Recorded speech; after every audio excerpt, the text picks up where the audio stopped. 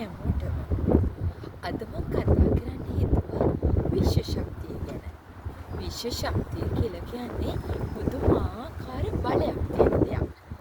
මේ විශ්වය හැමදේම රඳා පවතින්නේ ඒ ශක්තියත් එක්ක. ගහසැල්, සතා සිව්පාව මේ සොබාදහන හැමදේම අයිති විශ්වයට.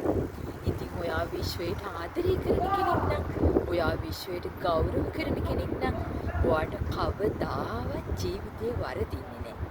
විශ්ව ශක්තිය විශ්වාස කරන්න.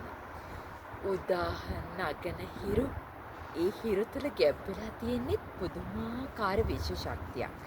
පාන්දර 4ට 5ට අවදි වෙලා ඔයාට පුළුවන් නම් ඔයාගේ නිදන කාමරේ කවුළුවෙන් එළිය බලාගෙන මේ විශ්වයට ස්තුති කරන්න. ඔයාට ලබලා දුන්න හැම දෙයක්ම වෙනුවෙන් විශ්වයට කෘතඥ සලකන්න.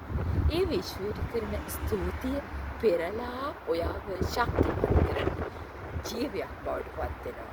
ඉතින් ඒ නිසා හැම මොහොතකම වර්තමානයේ මේ මොහොතේ ජීවත් වෙන ගමන් විශ්ව ශක්තියත් එක්ක ගනුදෙනු කරන්න පුළුවන්.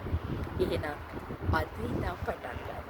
ඔයා එහෙම කරපු කෙනෙක් නම් දිගට මේක කරගෙන යන්න. ප්‍රතිඵල අද්දටයි සත්‍යයි. එහෙනම් හැමෝම සතුටින් ඉන්න. මං ගිහින් එන්න. මම මංජු.